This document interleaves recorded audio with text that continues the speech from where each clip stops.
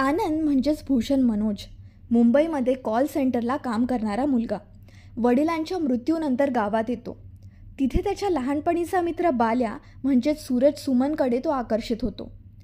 समाजाकडून क्वचितच पूर्णपणे स्वीकार होईल अशी स्वतःची आयडेंटिटी, नातेवाईकांकडून विचारले जाणारे प्रश्न, आपण जगत असलेलं जीवन हे सर्वांनाच समजावं किंवा तथ्य लागावं असं गरजेचं नाही, या थीमवर बनलेला हा चित्रपट स्वतःच्या सिम्पल प्लॉट, ग्रामीण भागातील समलैंगिकतेविषयीची वास्तविकता याबद्दलचा रिअलिस्टिक ॲप्रोच आपल्याला देतो.